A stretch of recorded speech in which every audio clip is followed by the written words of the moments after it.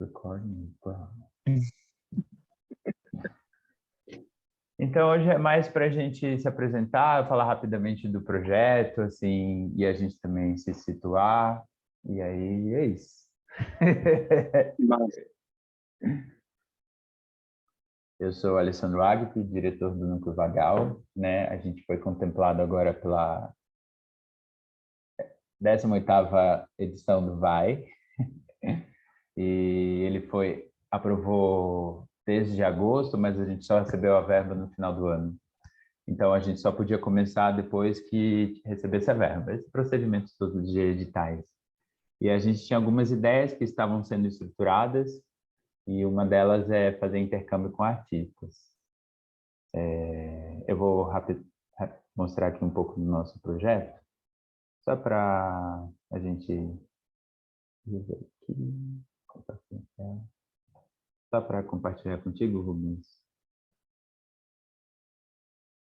A gente começou, né? O intuito a gente tem, no meio da pandemia, a gente começou a se encontrar meio que para sobreviver mesmo, assim. A gente começou, como estava tudo fechado, as escolas fechadas, ficamos sem aula, a gente falou assim, o que a gente vai fazer? Então, a gente começou meio que ter um trabalho prático, e aí lançamos um espetáculo. E aí escreveu Lei Aldir Blanc, a gente foi contemplado, e aí abriu o Vai, e a gente escreveu ele em abril do ano passado. E aí era uma continuidade do que a gente vem fazendo no Broderagem. Então, Boiolas, o resumo dele é um pouco assim, ó. Vou ler, que é mais fácil. Através de bate-papos, preparação físicas e provocações artísticas, reunir em ambiente virtual espaços culturais da cidade de São Paulo, pesquisadores teóricos e multiartistas para debater e questionar os processos de construção e desconstrução da masculinidade tóxicas com vistas à criação de uma sociedade mais afetiva. Todas as etapas do projeto serão sintetizadas em um mural artístico e um videodança. Então, a gente vai começar nesse processo de oficina para isso também gerar um videodança, né? A gente tem alguns objetivos. O objetivo geral é fomentar o intercâmbio entre estudos teóricos e linguagens artísticas, criando assim um espaço seguro ao debate sobre a construção das subjetividades masculinas e seu impacto violento sobre os corpos e comportamentos. A gente é um grupo de pessoas não brancas, né? Então, a gente parte também daí. E é um pouco isso, assim. E aí eu vou mostrar um pouco a página do Instagram, porque essa a gente está refazendo, porque por causa do tema, a nossa página foi hackeada e a gente perdeu todo o nosso material. Então, a gente está refazendo. Então, a gente fez uma temporada no Cacilda Becker e no Alfredo Mesquita, então a gente teve que refazer a página, mas a ideia é a gente fazer um site. Então, é um pouco isso. E aí, hoje eu lancei o flyer desse projeto. É um pouco isso.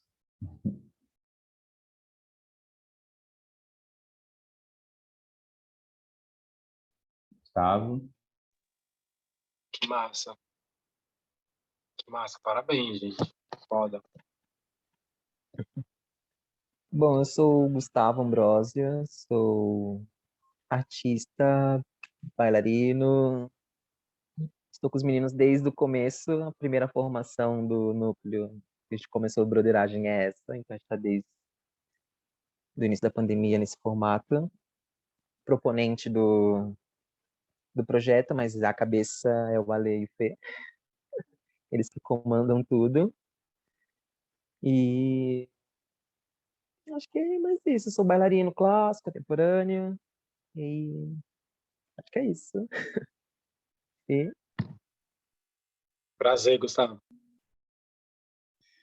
Eu sou o Felipe Assunção. Eu danço desde os 16 anos, já dancei no Raça. Já dancei no Anacan também. E aí agora estou nessa batalha que é ser um artista independente, criar minhas próprias coreografias, meus próprios trabalhos.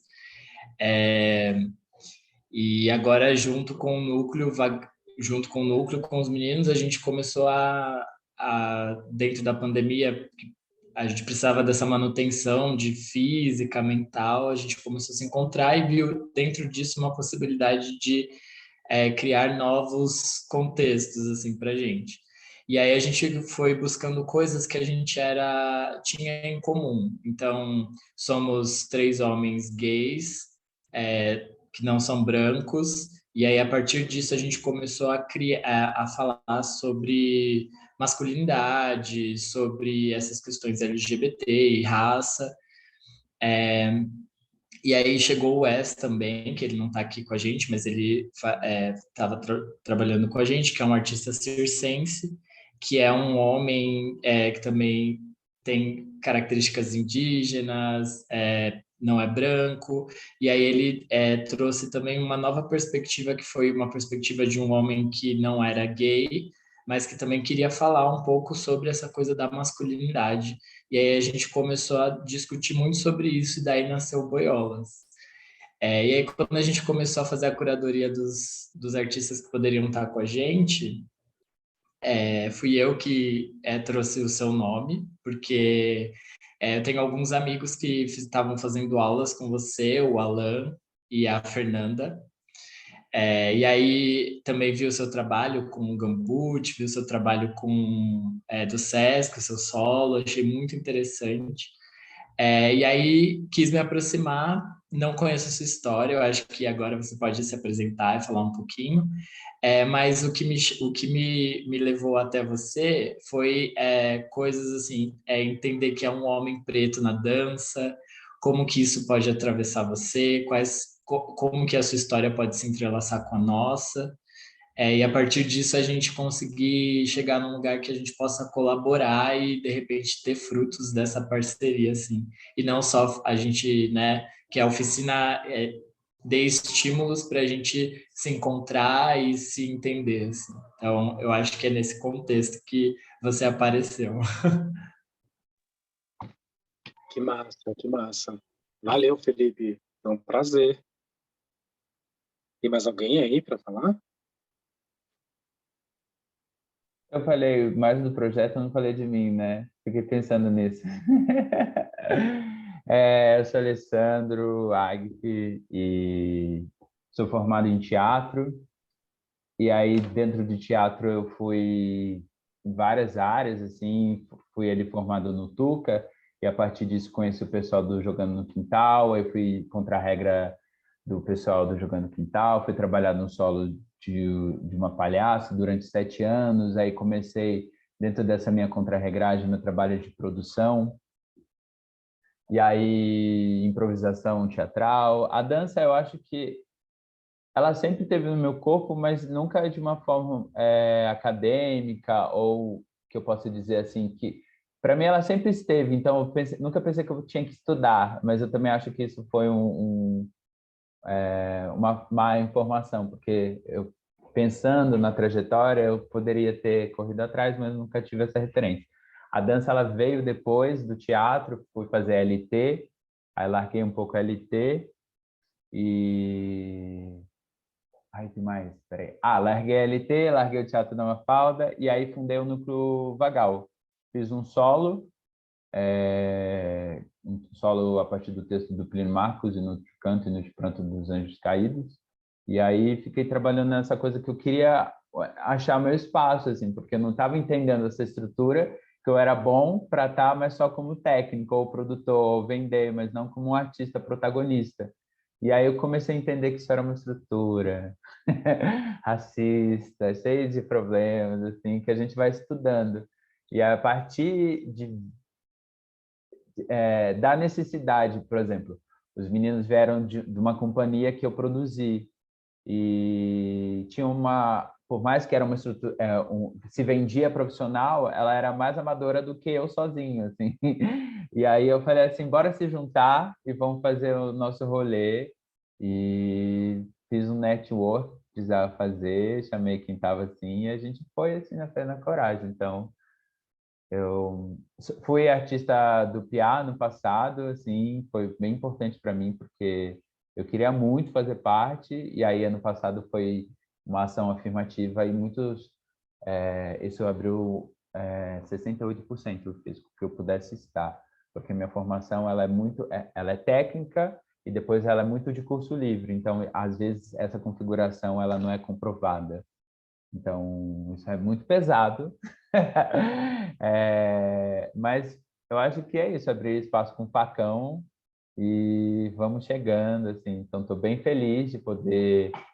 A gente aqui, depois de um ano, entendendo como vai ser isso, poder trazer um artista assim, da sua potência e estar aqui conversando, para mim sei lá, eu acho que é um passo de cada vez, mas é isso, assim, não tem o que fazer a não ser a gente mesmo. E e a gente tá assim, acabei de estrear o solo do Fê como diretor, tipo, a gente acabou de estrear um solo, a gente montou em 10 dias, mas para mim tá incrível. Eu acho que o tempo não quer dizer nada, porque eu trabalho há 10 anos com isso, é só canalizar o que a gente precisa, quer dizer isso e vai. Então, para mim, eu sou muito da ação. Eu acho que se a gente tem problema, a gente tem que fazer. Então, é isso. Seja bem-vindo no projeto.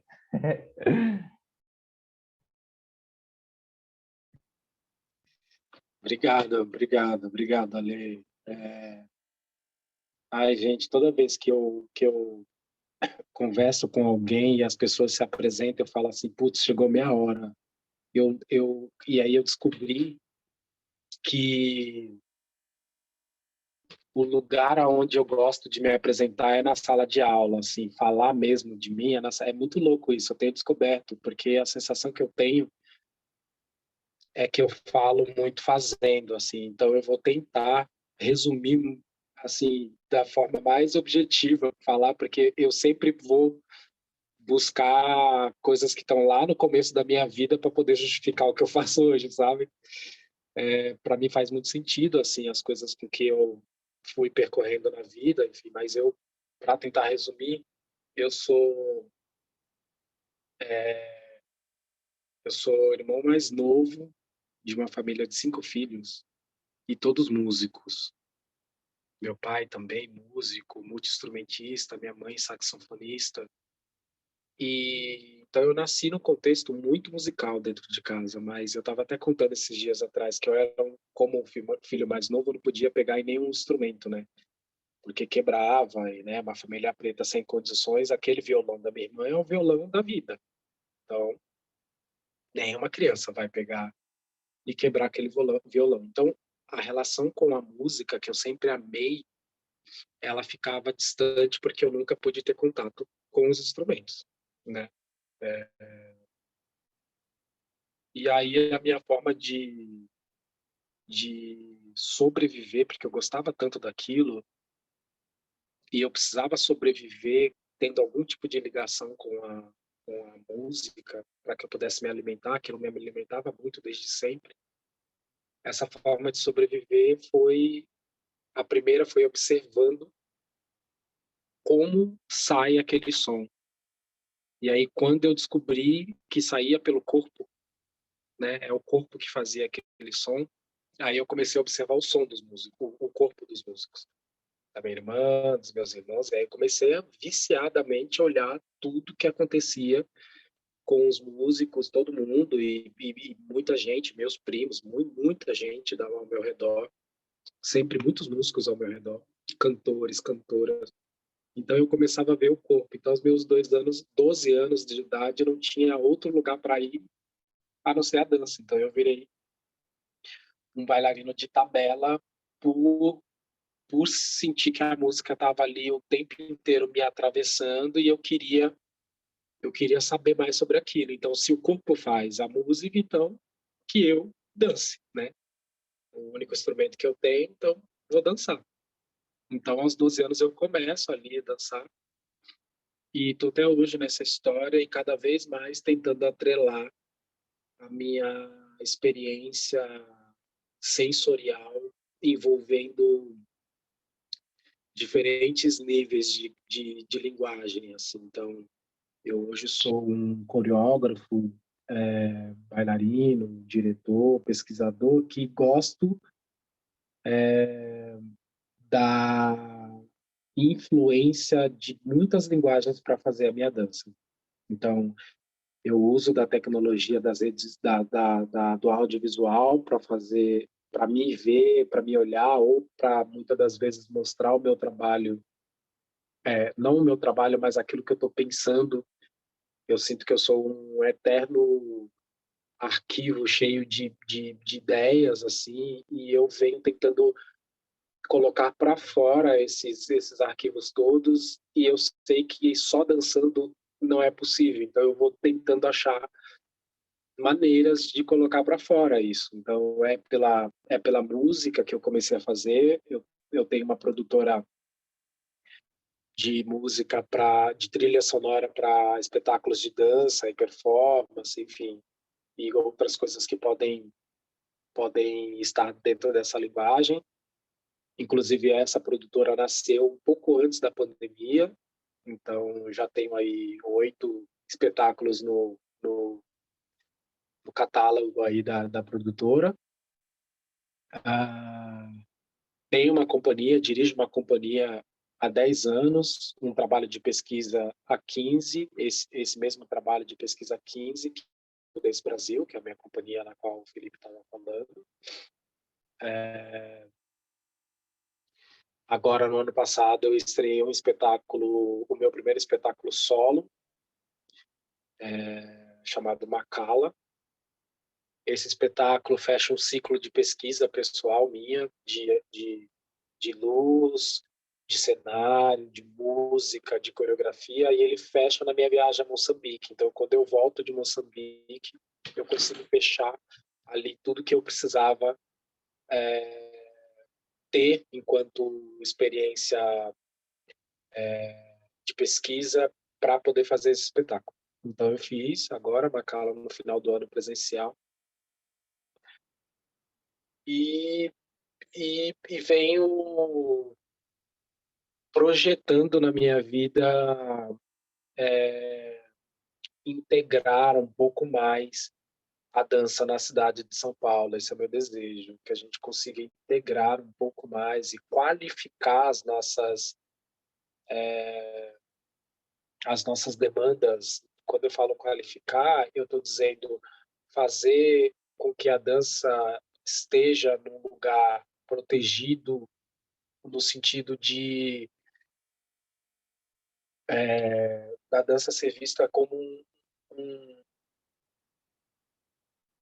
uma empresa, né? Um lugar onde a gente sabe que a gente vai ganhar dinheiro fazendo dança, trabalho, porque a gente trabalha demais com isso.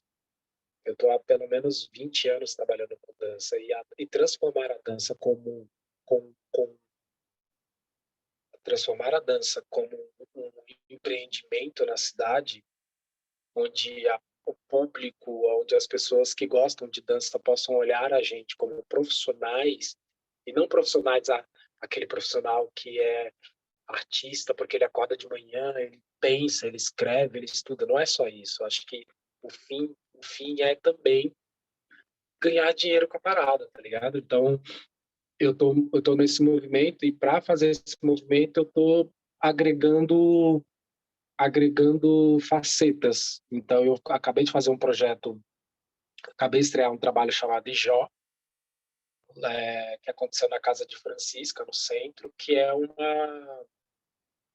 show que é tipo um programa de auditório. Tem um apresentador, uma plateia mais ou menos de 80 pessoas ali jantando. Depois do jantar começa esse show com uma banda ao vivo, e esse apresentador convida o público a passar por 3 portais.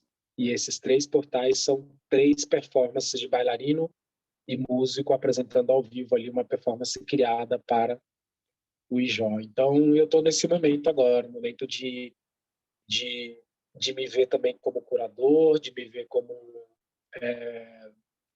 um coreógrafo, de me ver até mesmo como um mentor, né? Que possa fazer uma mentoria para outros grupos de pensamento ou de ideias, jogos de ideias, ou trocas de informações, ou a contribuição da minha trajetória artística. Eu sou um viciado por palco, então Eu gosto muito de tudo que acontece no palco, então eu sempre estudei luz, sempre estudei música, sempre estudei cenário, sempre estudei entrada e saída de cena, coisas que mais envolvem os bailarinos, né? A parte mais técnica ali, de cuidado corporal também. A minha escola, né, do Ivaldo Bertazzo, é uma escola que propõe uma técnica de trabalho que protege muito o corpo dos artistas. Então, essa é a minha escola.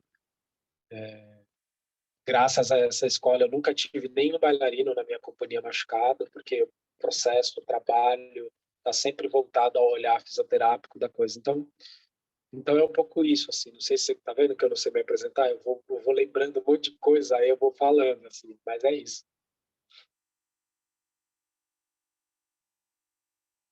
Maravilha, eu acho que é isso mesmo, né? É difícil ter uma linearidade, sendo que tem essas aberturas, né? Tipo, é difícil, e tudo bem.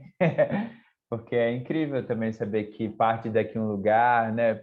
Eu fico também, você falou que você é o filho caçula, e toda vez quando eu escrevo, tipo, meu pai é caminhoneiro, minha mãe é manicure.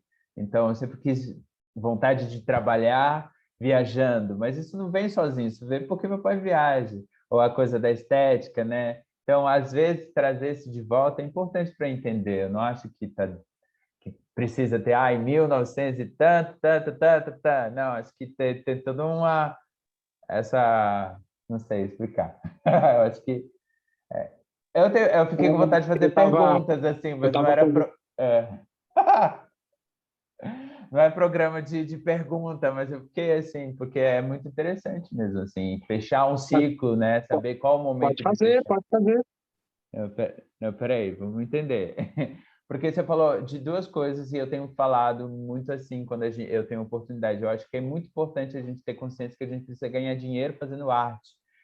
Parar de romantizar essa coisa de só, pesquisa, pesquisa. Não, acho que eu estou fazendo faculdade de marketing, porque eu preciso, eu acho que entender estruturalmente, quase pensar como uma empresa, o núcleo, essas coisas. E aí, isso não quer dizer que vai ser menos sensível, não tem. Não, acho que a gente tem que interligar as coisas. E eu tenho aprendido muito nas aulas de marketing, não tem nada a ver, porque também eu gosto, às vezes, de fugir do mesmo grupo. Então, às vezes, eu estou fugindo para entender o que eu posso agregar. Então, você trouxe essa coisa, né? Partiu da onde? Essa vontade de, esse é o momento de fazer essa dança e ganhar dinheiro com isso, e também de ocupar essa cidade. Você falou que você é um viciado em palco. O palco é só o palco italiano ou tipo palco rua? O palco é o seu corpo, entende?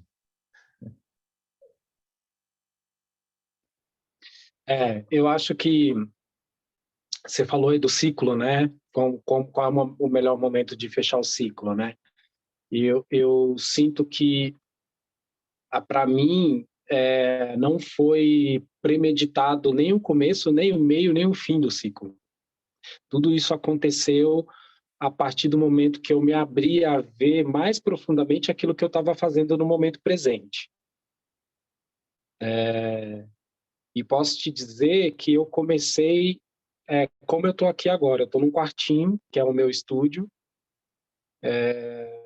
Eu morava em outro lugar, num apartamento que também tinha um quartinho. O primeiro momento que eu entrei nesse quartinho, eu falei, tá bom, agora eu quero abrir o meu celular e pegar todas as gravações. Eu sou um viciado por gravação também, então qualquer lugar, se eu estou dentro do metrô, eu estou ouvindo o som do metrô numa cadência interessante, eu pego meu celular e gravo. Se eu estou sentindo conversas ou música, coisa, eu vou e gravo. Então eu falei, eu comecei por aí. Então peguei meu celular, abri o celular e comecei a ouvir as gravações todas que eu fui gravando durante 2, 3 anos. E ali eu comecei, e olha que eu comecei isso aos 30 anos. E eu sempre ouvia na minha vida que o bailarino precisa ter um espetáculo solo. No dia que o bailarino fizer o espetáculo solo, ele vai começar a construir um outro caminho não um outro caminho, ele vai fazer uma passagem de portal para uma continuidade do caminho dele, sabe? E eu assim, não, imagina, gente, que solo o quê? Não quero saber disso, não. Se dançando com companhia, 1 hora no palco já é cansativo, imagina sozinho, que é só você. Você não vai ter como sair do palco, você não vai ter como... Não, nem tinha pensado nisso na vida. Então, esse ciclo me levou para esse lugar, que deu a entender que somente eu ia conseguir ter acesso mais profundo sobre as minhas histórias, sobre as minhas memórias, sobre as minhas sensações, sobre as minhas dores, sobre o meu olhar das cores que o mundo tem, sobre o meu olhar das lindas texturas que as coisas têm ao meu redor. Só eu vou poder dizer como que quando eu me relaciono com a lua, quando a lua está com uma luz linda, quando eu saio de casa para ver a lua, vou para o quintal, só eu sei a sensação do meu corpo. Pode ter alguém do meu lado. Essa pessoa vai ter outra sensação com a luz da lua. Então, eu comecei a entrar nessa vibe de olhar e falar assim, pô, então, se sou só eu que vou sentir tudo isso, então que eu vá me aprofundar a sentir tudo isso. E fui. Aí você falou uma outra coisa, né, Ale, sobre... você falou duas coisas. A outra coisa é sobre o palco, né? Sim, coisa do palco, né? Se é necessariamente italiano ou é rua. Cara, Ou- então, eu sempre fui muito apaixonado pelo palco italiano. Por quê? Porque nele eu consigo, tanto como bailarino como coreógrafo, eu consigo mostrar e esconder o que eu quero. Para a plateia, para quem assiste, isso é uma magia. É uma magia muito linda. É muito incrível você poder esconder e mostrar e dar para o público a oportunidade dele viajar no que está acontecendo fora do palco sem ver. Trabalhar com o imaginário, trabalhar com o sensorial do imaginário, essa é uma das coisas mais incríveis. Agora, nos últimos anos eu tenho me apaixonado a viver a experiência de fazer um palco estar na rua. Eu ainda não consegui chegar na ideia de que eu dance na rua sem estrutura, que daí entra o meu lugar da minha tentativa de fazer a dança virar empresa, é isso, assim, eu ainda não consegui olhar a dança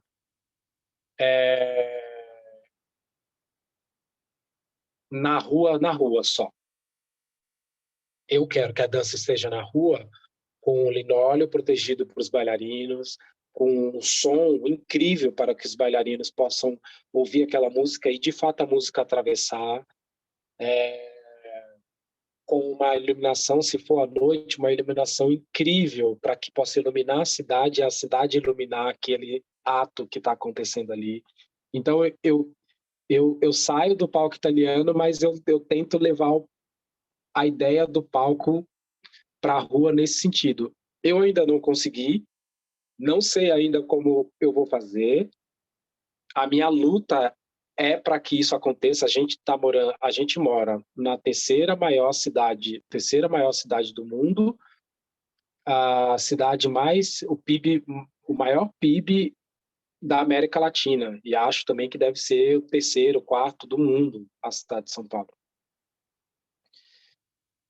A gente não conseguir fazer uma estrutura para um espetáculo de dança no espaço aberto, alguma coisa está errada, entende? Então eu tô indo para esse lugar, assim, de a gente precisa ter isso, a gente precisa pensar na arte da dança, e nem estou falando do centro da cidade, estou falando dessa mesma estrutura num campo de várzea na quebrada, no Capão. Pegar um campo do Santos lá no Capão e mandar dança lá no bagulho. numa estrutura onde a comunidade vai ver os nossos, a gente dançando numa estrutura potente. Isso não acontece com show de música? A gente já vê show de música em qualquer quebrada com uma estrutura muito boa. Sabe? Então, para mim, eu tô nesse movimento, assim. Então, é olhar o palco italiano com toda a magia que ele tem acontecendo na rua. E é claro que a dança que acontece na rua, só a dança, também tem os seus méritos de uma maneira muito potente, mas ela tem o seu papel.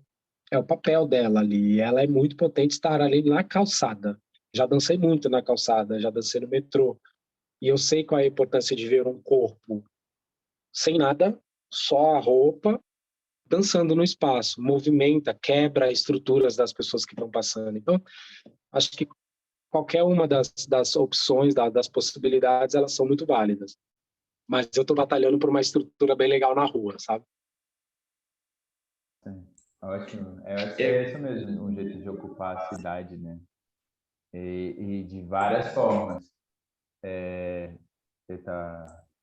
Sim, eu também fiquei curioso, assim, porque deu vontade de mesmo entrevista, assim, né? Eu fiquei curioso porque eu tô nessa vibe agora. Eu tenho 31 anos e acabei de fazer esse solo, que inclusive o nome é Um Solo para Chamar de Meu. E aí, realmente, assim, me identifiquei muito com o que você falou, porque te direciona. A gente é condicionado quando a gente entra para dança, que o bailarino tem uma vida útil, que a dança é aquilo. Então, eu acho que depois de ter criado esse solo, foi mesmo que abriu uma perspectiva nova, assim, para entender que o meu corpo pode ir para várias estruturas, estar em vários lugares, de uma outra maneira, né? Que dependa da minha criatividade, que dependa é, da minha poesia, da poesia que o meu corpo tem, né? Da história que o meu corpo tem. Então, fiquei super assim, emocionado até com a sua fala, porque eu acho que é bonito ver um cara assim com essa propriedade, sendo um artista independente. Você não mencionou se você fez parte de alguma companhia ou não, né? Mas eu acho que nessa sua trajetória você já criou seu grupo, já tem a sua carreira, já trilhou ali, você já sabia quem você era, assim, tipo, quer dizer, não afirmando, mas você já entendeu que você tinha um caminho ali para percorrer. E aí eu fiquei pensando assim, qual foi, já para pensar um gancho pra gente, assim. Como que é ser um homem, né, assim, e tá dentro desse lugar que, como foi para você? Tá dentro de uma estrutura que não favorece a gente para estar fazendo isso, né? Tem uma frase que eu uso no meu solo que o meu corpo não é encorajado a fazer esse tipo de trabalho. Então eu queria entender assim, tipo, você foi encorajado? Como que foi esse corpo fazendo esse trabalho?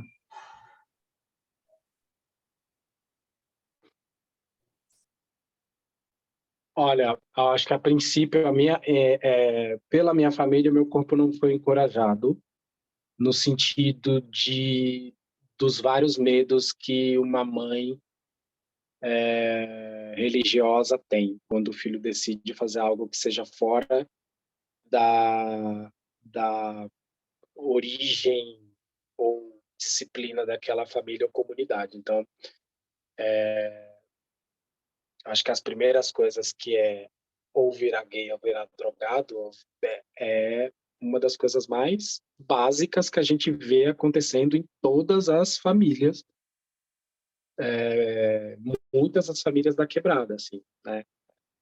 E aí isso vai para um lugar extremamente agressivo à sua vontade de expressar arte, porque como se a arte do sensível ela tivesse voltada a um tipo, a dois tipos, a três tipos de pessoas só. E então eu tive que lutar todos os dias para provar que aquela escolha que eu fiz é uma escolha certeira. Então isso nunca me deixou sair, porque eu virava para trás e estava um monte de gente lá com o braço cruzado esperando eu errar, ou eu entender que entender que a escolha, você tá vendo? Eu falei, avisei para você. Né? Aquela mãe que fala assim, avisei que não era para levar guarda-chuva para casa, para sair. É a mesma coisa, né? Eu não avisei que a dança não dá dinheiro, não avisei que... Eu já ouvi tudo isso. Dança não dá dinheiro, enfim. E só que eu tive, Felipe, eu acho que eu tive uma vivência mais violenta do que essa. Você usou uma palavra que eu queria lembrar, me ajuda, que você falou assim, como é que é o seu um corpo O meu corpo não é encorajado? encorajado, isso, encorajado. E aí eu vivi, aos meus 21 anos, eu vivi um acontecimento na minha vida que mudou um pouco a trajetória das coisas. Eu, aos 21, 22, eu comecei a namorar com uma mulher branca da classe média de São Paulo, média alta, da Zona Oeste de São Paulo.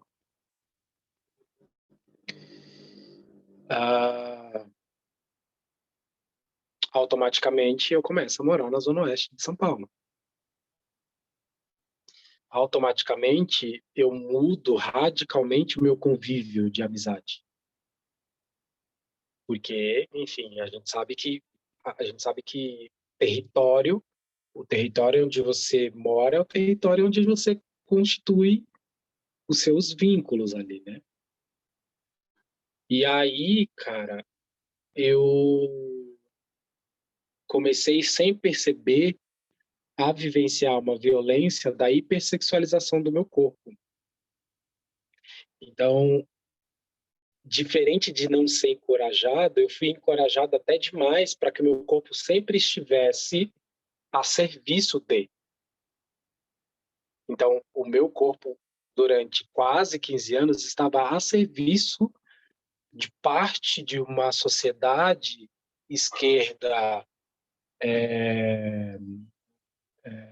gente boa, que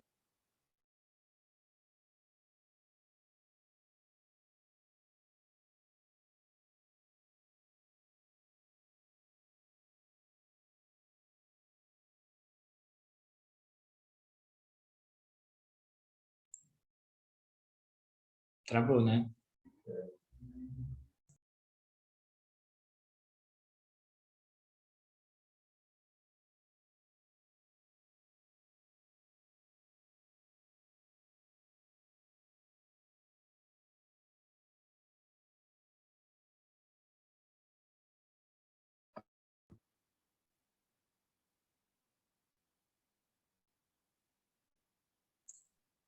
Agora voltou. voltei. Voltou.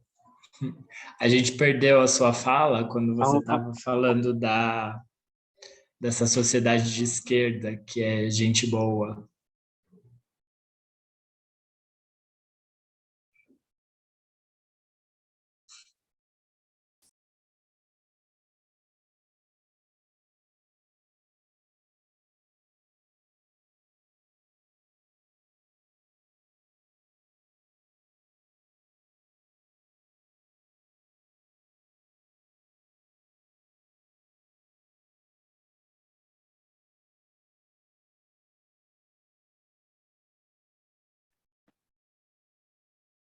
voltei? Voltou, mas sem imagem. Eu não vejo a imagem.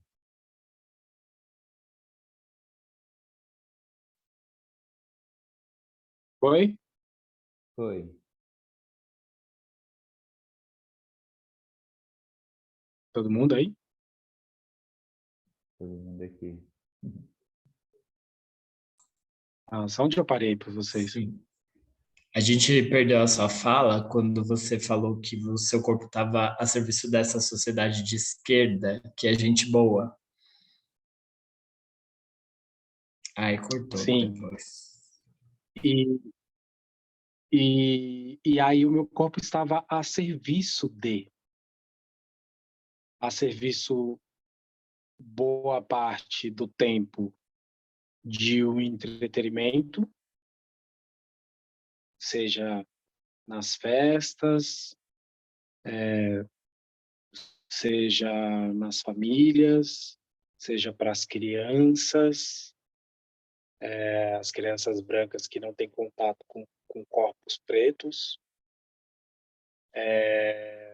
seja os próprios espetáculos, os meus espetáculos todos, boa parte dos meus espetáculos foi muito bem recebido e muito bem investido por essa sociedade. E aí é uma questão muito delicada para mim, porque quando eu saio desse sistema, quando eu descubro esse sistema, eu questionei a minha própria capacidade de ter feito tudo aquilo que eu fiz. Achando que talvez a capacidade não era minha, e sim só alguém que me deu alguma coisa para eu fazer, entende? Então, talvez eu tenha passado da etapa do encorajamento e tenha pulado já para a etapa do talvez fetichismo, nem sei se essa palavra existe, né? Fetichismo. Então foi muito conturbado, porque se confunde muito. Eu sempre fui um artista, eu fico pensando assim, né? Eu dei aula em colégios particulares, por exemplo, onde tinha uma criança com 10, 12, 15 anos que ganhava uma guitarra de 5 mil reais. Se a gente tem um adolescente da quebrada recebendo uma guitarra de 5 mil reais, ele faz um estrago com a guitarra. Ele toca tudo com a guitarra. A gente tem um funk que no começo desses funks que a gente tem em São Paulo foi feito o cara num teclado de computador na Lan House. Imagina se essa galera tem equipamento pra caralho pra fazer o negócio. Desculpa, gente, palavrão, é que eu tô em casa. Aí eu esqueço que eu tô... Tu tá Mas em é casa isso, aqui, assim, então tu tá em casa aqui também com a gente, pode ficar à Ah, vontade. Tu tá em casa aqui também com a gente, pode ficar à que vontade. bom, que bom, valeu. Então, eu vivi muito esse conflito, sabe, Felipe? Eu vivi muito esse conflito de entender que o meu corpo, ele já não era um corpo, ele era um corpo privilegiado, né? Eu viajei para 8 países, 9 países, eu estava fazendo a conta esses dias, eu viajei para 9 países. Em experiência de pesquisa de dança. Hoje, e muitas das vezes eu tenho vergonha em falar isso para os meus amigos pretos e pretas. E eu estou deixando de ter vergonha, porque eu acho que é muito importante dizer. Eu fui um corpo preto que viajou para pesquisar dança. Eu tive a oportunidade de pesquisar dança e talvez outros corpos pretos que estivesse nesse lugar de privilégio, talvez não investiria tanto tempo, tanta atenção, tanto cuidado com a arte como eu me propus a fazer. Mesmo estando nesse campo vou colocar de novo esse campo entre parênteses, entre aspas, porque não é privilégio na sua totalidade, porque a violência que se tem ao meu corpo diariamente, o que eu tinha de violência diariamente, não sei se a gente podia chamar de privilégio. Mas foram as formas com que eu vivenciei, assim, só para responder esse lugar. Estou falando pela primeira vez também isso, assim, com um pouco... Primeira vez não, estou falando isso mais uma vez com um pouco mais de qualidade de discurso, porque essas coisas ainda estão criando forma para mim. Então, por isso que eu insisto em falar, porque eu estou também treinando a forma de de qualificar meu pensamento em relação a tudo isso, assim. Então, para os corpos da quebrada que me via fazendo sucesso, olhava para mim como aquele que deu certo, né? Aquele que conseguiu chegar em lugares inimagináveis. Para os corpos da Zona Oeste, para os corpos brancos da Zona Oeste, eu era aquele inteligente, aquele corpo inteligente, cheiroso, com um sorriso bonito, com cabelo arrumado, que não era sujo, que estava sempre sorrindo, o corpo gostoso, corpo que eu desejo. Então são violências paralelas que foram também me fazendo ter que escapar, sabe? Eu sinto que eu sempre fui alguém que fui tentando escapar das artimanhas, assim, né? Fazendo a minha ginga, indo para poder sobreviver. E eu acho que os meus últimos, acho não, tenho certeza, os meus últimos 4 anos foi o fechamento. Quando eu fui a Moçambique, foi o fechamento desse ciclo onde eu consegui entender essa minha particularidade de maneira de olhar o mundo, de maneira de me comunicar com a lua, com o sol, com as pessoas, com as texturas, com as cores, com a música, com a arte, com a dança e tudo mais.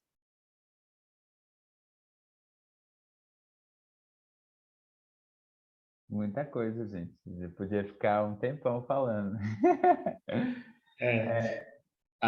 Fala. Não, é porque eu acho que a gente... É muito bom essa troca, assim, eu acho que dialoga muito, não tem como falar não, assim, pega em várias camadas, assim, mas a gente tem algumas coisas para decidir, assim, como a gente traz isso para a oficina, mas eu acho que se você tiver aberto para umas outras conversas, eu acho que, assim, a gente tem essa coisa da oficina, mas durante todo esse processo, eu gostaria de ter essa aproximação, assim, se for possível. A gente ir trocando. Claro. Então, já aproveitando então, eu acho que a gente pode pensar uma forma de trazer, porque como o Ale mostrou no começo, a ideia é que a gente transforme esse processo que a gente está vivendo em um mural e em um vídeo arte, em vídeo dança, né? E aí, qual é a nossa pretensão com essas oficinas? A nossa pretensão é que essa oficina traga um pouco dessa vivência masculina, que acho que pensando nessa sua história, toda essa coisa, né, do sensível, como é um homem, né? Tipo, a gente sempre fala lá, o Boiola, por esse nome do projeto, né? Ó, o Boiola vai dançar, e tal. Então, como que a gente traz um disparador para que essas oficinas depois a gente possa entender que a gente passou por essa oficina na hora de fazer o vídeo dança, assim, no final do processo. Então, eu acho que talvez você possa pensar numa oficina que desperte, eu acho que gatilhos criativos na gente, que a gente possa pensar em movimentos que quebrem essa estrutura, né? De, tipo, só porque tá dançando, então é boiola. Então quer dizer que então aquele ali é mais sensível. Tipo, sim, somos, mas também tem esse paradoxo da força, né? Com a dança. Então, como a gente pode integrar dentro dessa oficina uma coisa que dialogue com isso? A gente ficou pensando, e a oficina ela vai ser aberta, né, para outras pessoas, para mais 20 pessoas, né, 30 pessoas, entre 20 e 30 pessoas. A gente ficou na dúvida se seria uma oficina exclusiva para homens, mas a gente também acha que nos últimos estudos que a gente tem feito, a gente acha que a mulher uma pessoa também que é diretamente afetada pelo machismo, né? Por essa dificuldade da masculinidade de se entender. Então a gente ainda está assim, né? Entendendo se vai ser para mulher, se vai ser para homem, mas de qualquer ou se vai ser exclusivo para homem. Mas, de qualquer forma, a gente queria que fosse com esse viés, não para atender um público de fora, mas que a gente pudesse ter um gatilho para criar alguma coisa, assim, que a gente possa passar pela sua vivência e isso deixar algum movimento para a gente, que a gente possa, sabe, criar, sei lá. Olha só, eu acho ótima essa ideia de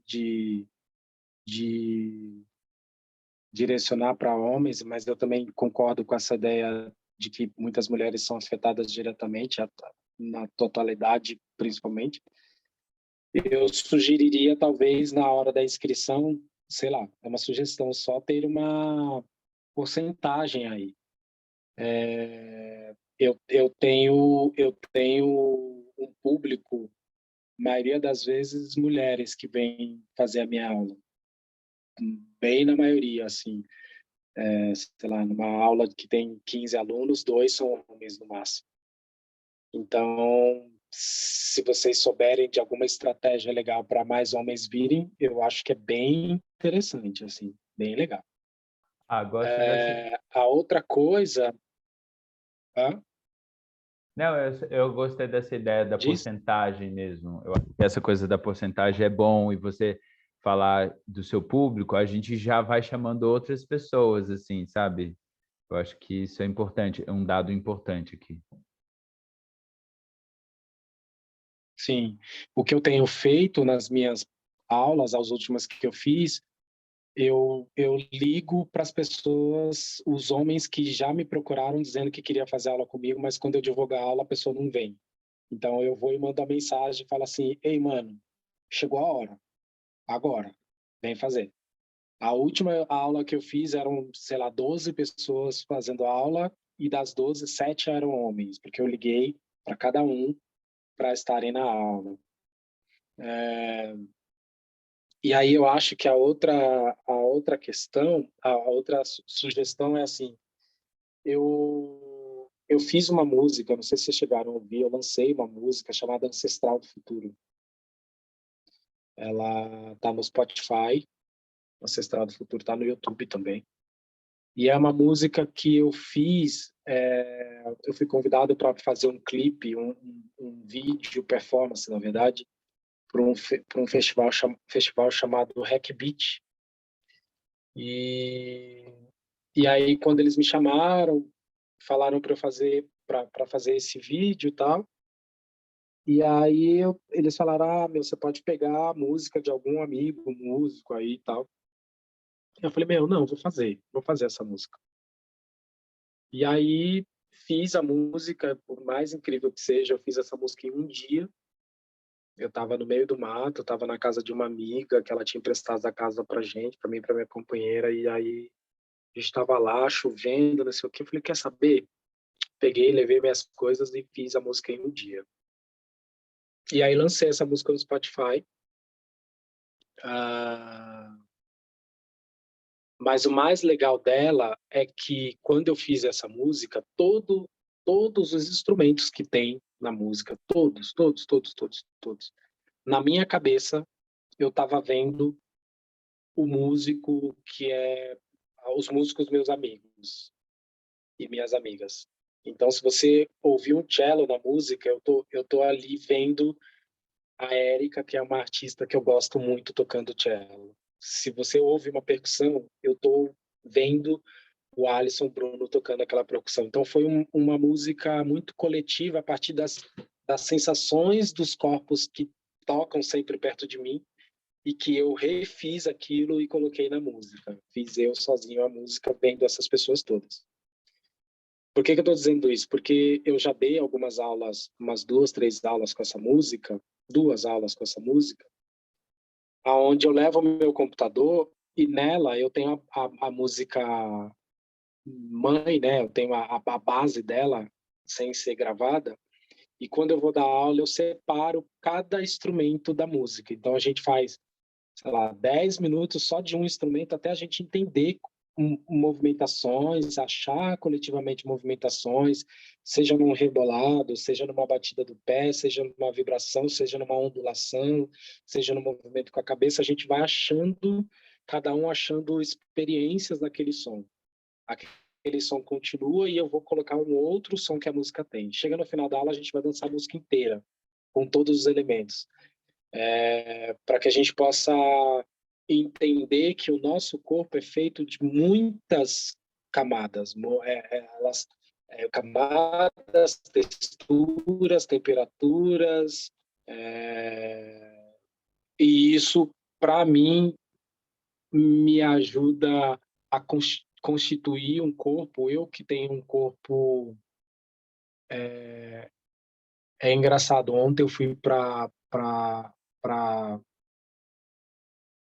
lá na Vai Vai, na quadra da Vai Vai. Eu fui, um amigo Irineu, amigo mestre Irineu Nogueira, ele é coreógrafo da comissão de frente, e aí eu fui lá. Ele mora na Alemanha, ele está aí, eu fui lá visitá-lo. E foi difícil sair de casa, porque justamente isso, eu sou um corpo, entre os corpos pretos de homens héteros pretos, eu sou um corpo feminino. Eu me visto como um corpo, nem sei se feminino, mas um corpo não hétero, olhando na visão dos homens pretos, que são exigidos a serem fortes, exigidos a serem agressivos, exigidos a serem insensíveis, no sentido de, porra, eu observo muitas coisas que as mulheres que estão ao meu redor fazem, muitas, que são coisas que os homens que estão ao meu redor não fazem, de maneira alguma. De observar brinco e falar, porra, que brinco lindo, de observar um vestido e falar, porra, que vestido massa, ficou ótimo em você. E aí, essa é um conflito muito comum na nossa sociedade, de corpos de homens negros na sociedade. Esse é um conflito que eu passo, né? Falando um pouco de mim. Então, quando eu levo isso para dança, e justamente para essa aula, para esse exercício, eu falo muito desse corpo que compõe tantas camadas, né? O nosso corpo compõe todas essas camadas, existem todas essas camadas na gente. Então, é o lugar onde eu acho que posso contribuir de primeira, assim. Mas também estou aberto para vocês me dizerem o caminho também. Eu super topo essa, ainda mais que tem essa experimentação com a música. Eu acho que o que mais me surpreende, muitas coisas você disse aqui que eu queria depois, com o tempo, entender, né? Principalmente dessa coisa do hipersexualização do corpo, a fetiche... Eita, essa palavra não saiu hoje. Fetiche do corpo, né? E essa coisa da feminilidade. Eu acho que tá muito interligado o que a gente vem discutindo.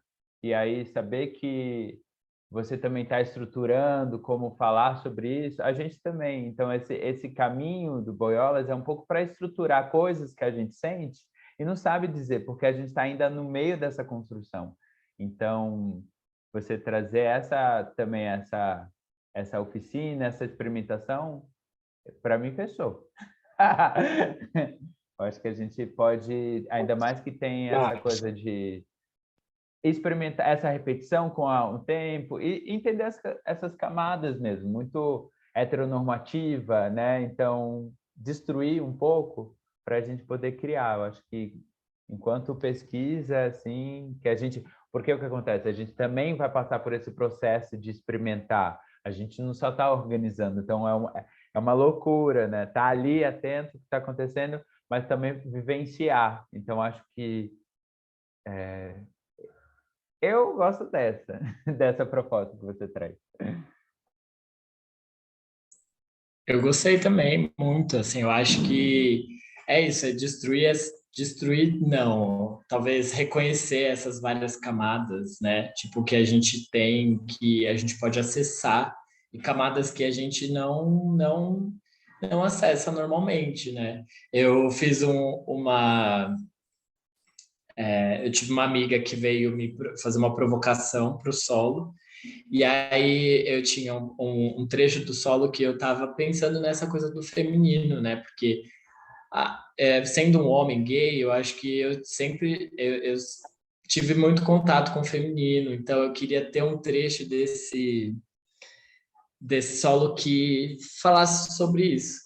E aí ela trouxe uma provocação, e aí ela falou para eu passar um óleo no meu corpo. E a provocação era essa, era entender que movimento que eu ia descobrir passando um óleo no meu corpo, hidratando o meu corpo. E aí eu falei assim, tipo, nossa, é real, homem não hidrata o corpo. É muito difícil, assim, tipo, pensar que sei lá, meu tio para hidratar o corpo dele. Não, sabe? Então eu acho que é, o homem que eu digo é esse homem, o ideal do homem, né, do masculino, que eu não vou, né, tem homem que não limpa nem a bunda, né, porque falam que é real. E aí, nessa vibe, assim, tipo, eu fui descobrindo. Então, ai, nossa, outra camada. Tipo, eu faço isso pessoalmente, né? Me hidratar e passar um creme. Mas eu nunca, por já ter essa familiaridade, nunca tinha ligado isso com uma coisa super feminina, né? E aí é isso, é feminino, mas é dentro dessa binaridade que a gente coloca no mundo, sabe? Que pra gente, a gente tem que quebrar e realmente não existir dentro dessa heteronormatividade que é compulsória mesmo, né? Acho que uma das maiores questões que eu tenho onde, qual é o lugar, qual é o espaço que tem na sociedade para o homem hétero sensível? Qual o espaço que o homem hétero que passa creme, que observa as simplicidades do dia a dia, que sente, que chora, que, que ama, mas ama com tanta. Eu falo para minha companheira, eu falo assim, às vezes eu tenho medo de te amar demais, porque amar demais, um homem hétero, amar demais é quase uma loucura. Às vezes o cara pode se passar como um amor, como é que fala? Um amor abusivo, não? Como é que é? É um amor abusivo, né? Então, assim, esse é um dos questionamentos que eu venho trazendo para o meu corpo, aí falando muito particularmente, assim, né? Eu acho que a contribuição que eu tenho é a minha própria experiência. Eu não tenho estudo sobre essas questões externamente, a não ser as minhas próprias experiências. Ia falar, Gustavo? Eu abri sem querer aqui, gente. Mais uma. É isso, Eu gente. conheço vários homens héteros que dançam. E aí, uma pergunta para você: como que é ser um homem hétero no meio da dança?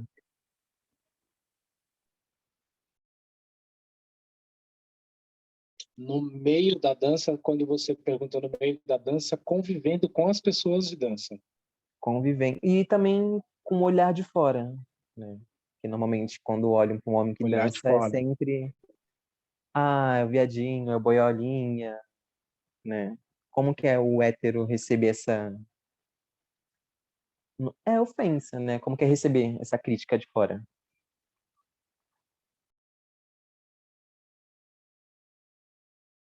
Nossa, Gustavo, doido, né? Porque você está perguntando, eu estou voltando na minha cabeça, na memória, assim.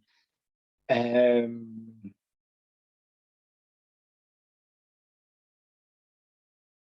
Eu acho que a fase que eu mais sofri com isso foi no começo mesmo, assim. Família, amigos da comunidade, porque era um cara que chegava, que saía de calça jeans e voltava de calça leg, né? É um cara, é um cara que usava boné, mas ao mesmo tempo ele estava usando uma regatinha. Então, eu acho que o conflito, no meu sentido, no meu caso, o conflito ele foi mais nos primeiros anos de dança, porque depois eu sinto que eu consegui também atravessar esse lugar de que, assim, eu acho que eu tive a oportunidade de fazer muitos personagens em dança também, porque daí quando você leva para o personagem, eu nunca fiz personagem gay, por exemplo, mas o fato de das pessoas verem que o teu corpo é usado para é oferecido para poder dizer sobre a história de alguém, quem tem uma crítica em relacionado ao se o cara está dançando, ele é gay, ele é boiola, não é, ele já começa a olhar aquele corpo, o meu corpo, como um corpo que transita. Então acaba indo para esse lugar assim, parece gay, mas eu acho que ele é artista. E esse artista libera esse lugar de assim, o artista ele pode ali colocar uma peruca, ele acha, talvez na intimidade ele deve fazer umas coisas, mas acho que ele é artista. A gente tem, a gente, Entendeu? a gente tem o Wes, né, no projeto também, que é um homem hétero. E aí a gente tem uma cena no Broderagem que todo mundo se beija. E aí a gente sempre ficava zoando com ele sobre o fato da gente se beijar, né? E aí ele falava assim, no projeto pode. Então esse era o aval, mas eu acho que Olha, a gente acaba tendo esse aval como artista de poder experimentar coisas que a sociedade, tipo, não deixa a gente experimentar na vida como de uma forma simples. Às vezes é isso, às vezes eu só quero experimentar e tipo, tá bom, experimentei. E eu acho que sendo artista, a gente tem esse aval de poder, né, experimentar. Uma curiosidade que é do humano, não tô nem falando de gênero, né? Eu tô falando do humano. Como é colocar um claro, salto alto, claro, né? Tipo, todo mundo tem essa curiosidade, assim, as pessoas não claro. é, tipo, e aí você põe um salto, mas tudo bem, é artista, e aí rola esse aval. Não, e é exatamente isso. Se a gente pensar no carnaval, o que é o carnaval?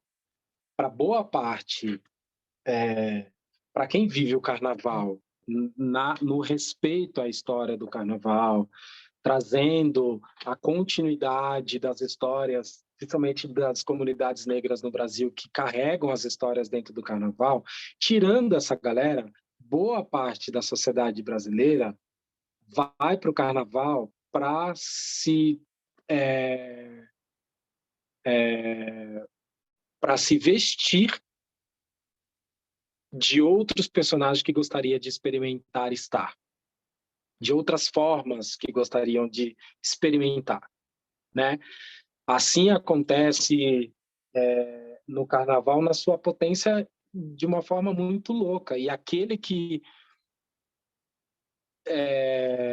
tem medo dessa experimentação no dia a dia, no carnaval consegue entrar de cabeça nisso. Eu tenho amigos por exemplo, são amigo que é hétero, tem a sua companheira, também é hétero, mas no carnaval os dois decidem, fala assim, no carnaval, vamos, libera.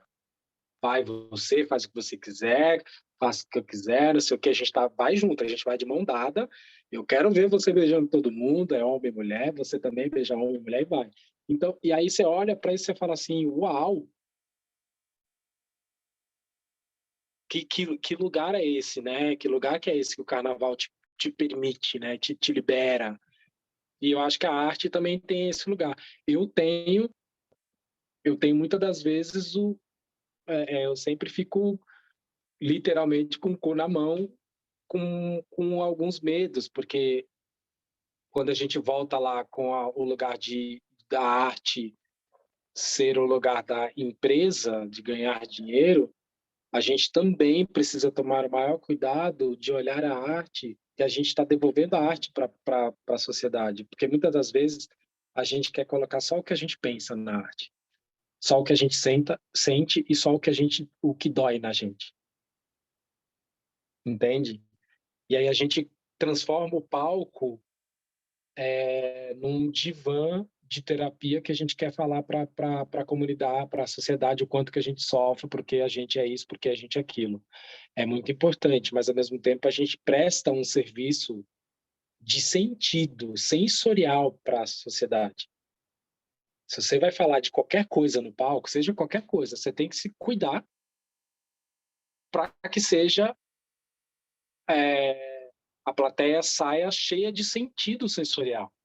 Pela música, pela luz, pelo figurino, pelo movimento técnico bem ensaiado, bem planejado, pelo roteiro, pelos corpos bem trabalhados. Então, senão a gente fica só no tema, e o tema é o que, ok, estamos falando aqui de um tema muito importante que está sendo visto agora. E, né? Broderagem tem um pouco disso, porque eu falei assim, eu vou criar um espetáculo para a família, e ele vai ser, tipo, vendível, tem que ser vendível.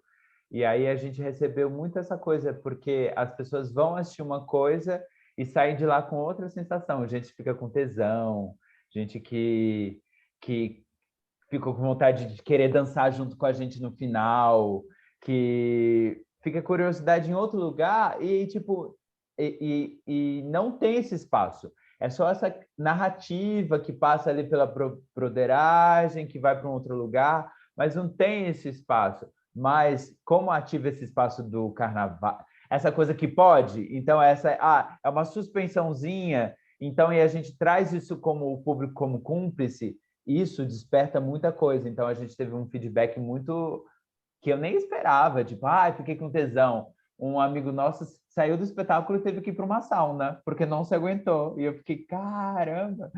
Então, acho que esse espaço mesmo, assim, de tipo... eu tenho minhas dúvidas enquanto aval de artista e carnaval. Eu tenho minhas questões, né? Mas eu acho que é um lugar ali que precisa ser honrado, sei lá, o carnaval tem uma potência que a gente precisa resgatar, né? Broderagem brinca um pouco disso. Broderagem é quase isso. A gente pode, sei lá, ter penetração, mas não beija, porque beijo é de gay.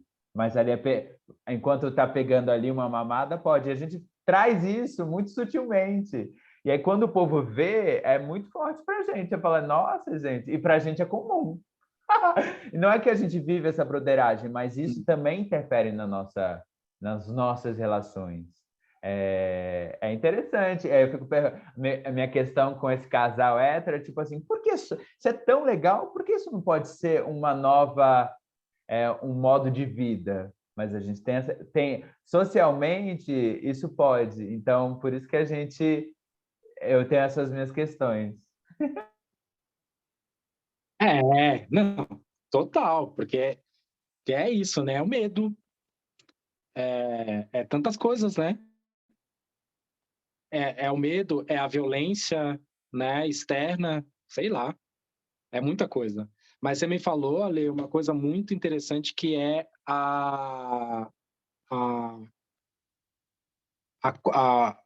não. Oh, meu Deus.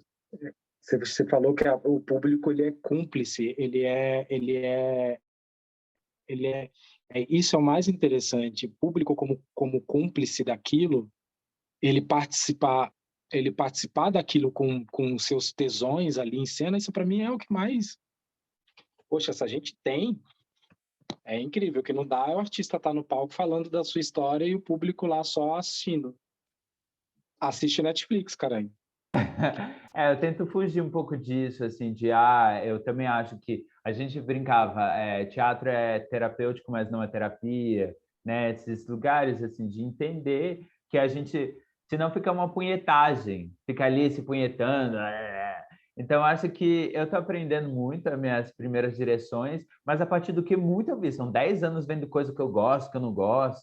Então, acho que o broderagem é uma coisa assim, estamos fazendo aqui e é isso aí, se divertir, é sobre o amor. Quando eu falo que o broderagem é sobre o amor, e aí as pessoas assistem, aí entendem, eu falo, pois é, Não estamos falando de dor. Não é estamos aqui para falar que esse brother faz isso com a gente. A gente fala assim, ó, quando é legal. Quando é legal é isso. Só que isso é escondido. Muitas mulheres chegaram para a gente e falou assim, nossa, nem sabia que broderagem existe. Eu falei, pois é, existe, hein? É pesado. Então, acho que tem um lugar aí, assim, eu acho que broderagem tem que ser feito, né? Dividir esse lugar. Que massa. Gente, Quando é que eu vou assistir Broderagem? quando é? Estamos negociando venda com os teatros aqui em São Paulo, porque também não dá para fazer de graça. Né? Tipo, a gente acabou de fazer, mas a gente está tentando vender. Eu vou começar a vender com o Sesc. Enfim, você falou coisas que depois vou te pegar para a gente conversar, dessa coisa de você falou entender o quanto isso foi, o quanto na periferia, né, na sua comunidade isso foi, sei lá, ai, deu certo, e quanto aqui foi, ai, um cara inteligente que está fazendo. E você falou que rompeu isso, né?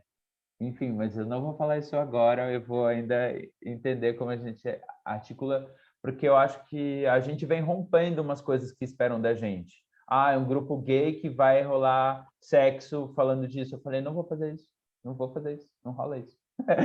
Parem de pensar que a gente vai fazer isso. Não, é sobre. Tem uma dança que a gente ensaia, tem uma coreografia, tem uma estética, tem uma luz, não é assim bagunçado. Eu acho que a gente pode já é ir isso. para os encerramentos, assim, né?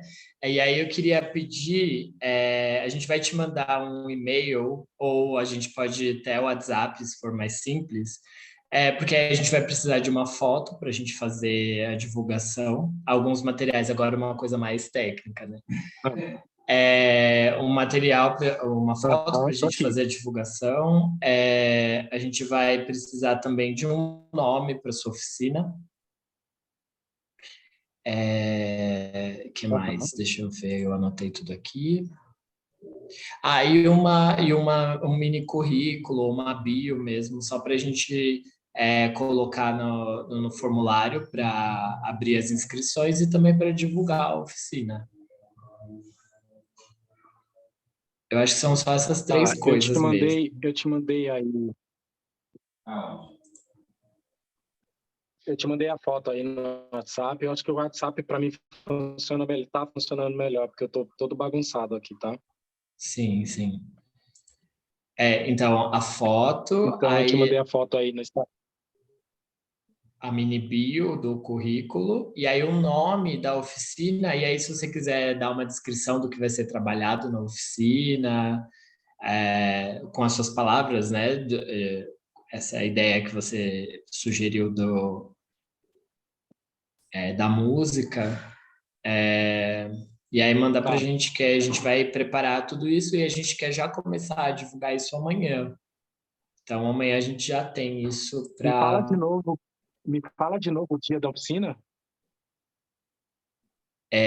Os dias da oficina segunda, terça e quarta, próxima segunda, terça e quarta, 14, 15 e 16, das 2.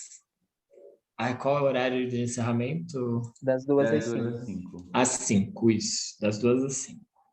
A gente pode. Eu estou mutado? A gente está na mesma casa, em diferentes zonas. Peraí, deixa eu fechar. Então, 2 horas, a gente pode chegar um pouco antes ali conversar, e aí para também a galera ir chegando, e aí você falar o que você vai precisar, né? Porque tu disse que como vai dar essa oficina da música, você leva o seu computador com sua matriz, mas a gente pode combinar essas coisas que você precisa, o que a gente pede para a galera trazer, se tem alguma coisa necessidade, ou só tipo uma roupa de ensaio e paz. Qual que é a sala lá do CRD que vai ser? A gente vai usar a sala cênica. O teatro. É o A sala teatro. de teatro mesmo. Eu acho que eu conheço. E porque é aí uma o sala som que... maior. Sim. E aí o som é direto lá do teatro mesmo, é isso?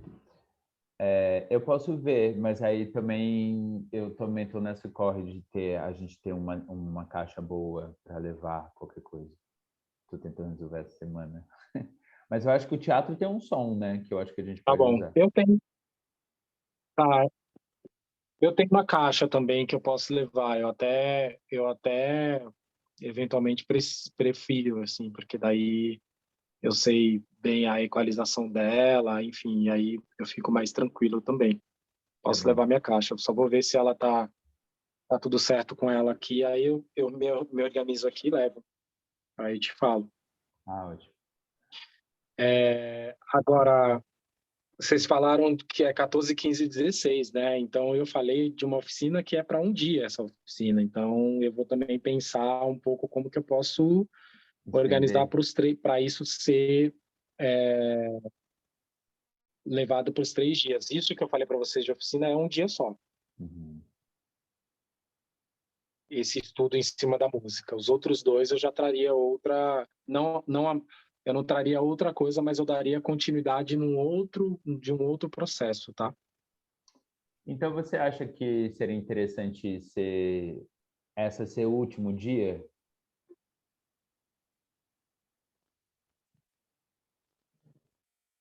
A coisa da música, você diz? É. A gente faz segunda e Não, terça. Não? Ah, tá bom. não, ela não. Não, porque essa oficina, se fosse um dia só, eu daria toda a estrutura que ela faria num dia só. Sendo 3, pode ser no primeiro, no segundo, terceiro, e eu vou para outros assuntos. Ela não é a parte mais importante da aula, entendeu? Eu não Entendi. estou qualificando ela como a parte mais central, que finaliza, assim. Eu tenho mais outras coisas interessantes que eu gostaria de acrescentar, outras músicas também. Eu tenho outras trilhas que eu posso trazer também. Eu acho que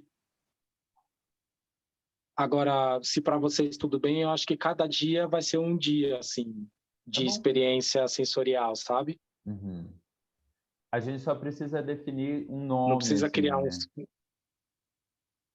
Só para Tá a bom, gente fazer uma tá bom. divulgação, assim, para ter esse chamamento. Mas fique à vontade, eu acho que Tá bom.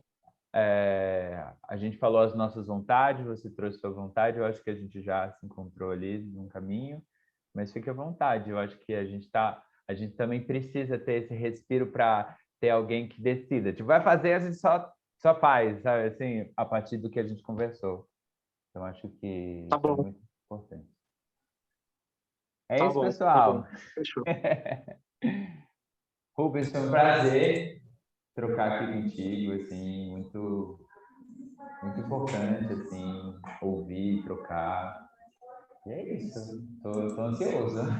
Obrigado, queria agradecer muito, foi um prazer te conhecer melhor.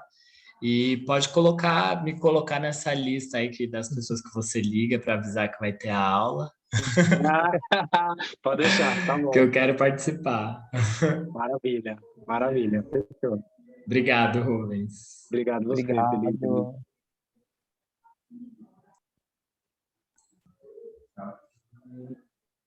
Oi.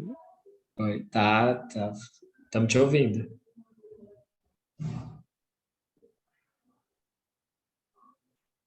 Ah, só obrigado. É Só falei mais obrigado. tímida, mais tímida. Não, mas vocês estavam falando sobre um tema, um nome para aula, e algo que foi muito falado foi sobre camadas e sensações. Então, como são 3 dias, algo relacionado a essas sensações, não sei, algo assim, foi bastante falado, é algo que ficou aqui, sensações. Interessante. Camadas sensoriais, então, hein, Gustavo? Aí, ó, Ó, já temos um. arrasou. Falou pouco, mas fechou com chave de ouro. Viu, né? Obrigado. Beijo, um Obrigado, abraço, gente. Obrigadão. Falamos Rubens. Até até daqui a mais. pouco. Até mais. Até. Tchau, tchau. Tchau. Valeu.